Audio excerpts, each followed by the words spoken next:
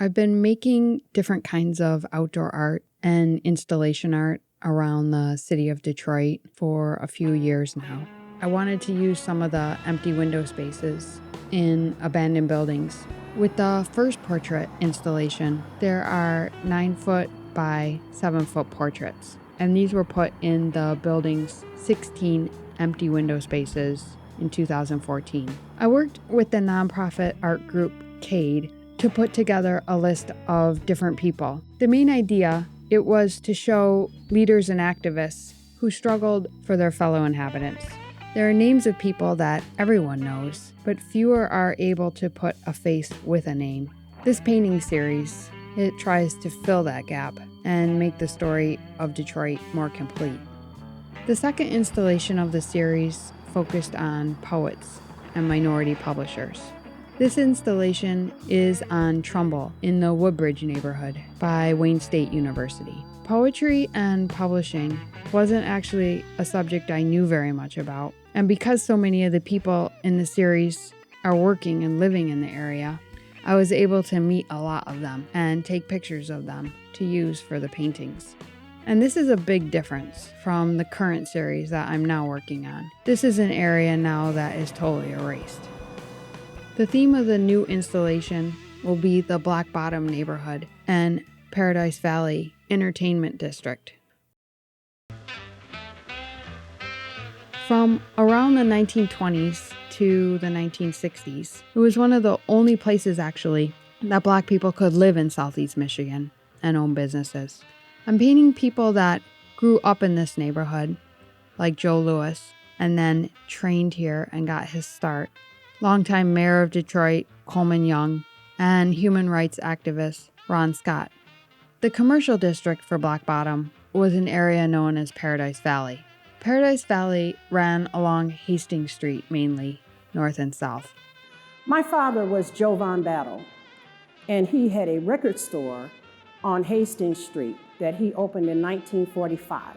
And he set up a recording studio in the back of the record shop. He recorded John Lee Hooker. He also recorded all of the sermons and songs of the Reverend C.L. Franklin. He recorded his daughter, Aretha. Hastings Street was an extremely teeming and vibrant place. As a little bitty girl, I was over on Hastings Street at my dad's record shop all the time. But we, being little kids, weren't allowed to venture very far away from just the front of the shop. But even from there, you understood how vibrant the street was. So it was a street of great businesses, jazz music, some blues music, stores, shops, bars, all kinds of commercial enterprises. And some people lived on Hastings Street, particularly in apartments that were above the commercial structures. Okay, the real significance of Nicole's project is to display these portraits of particularly mid-century African Americans. And it is so significant because there is such a tendency to render the people who were here in this city during that time as invisible, particularly African Americans. And I think that's what makes it very, very important.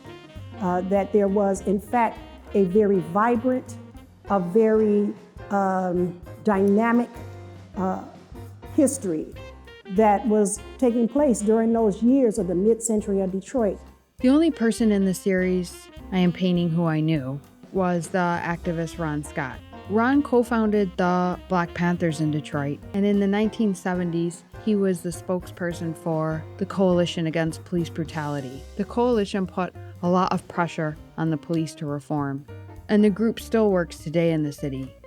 The only painting in the series where there are two people on a panel together is the painting of Aretha Franklin and her father, who was a really influential minister, C.L. Franklin.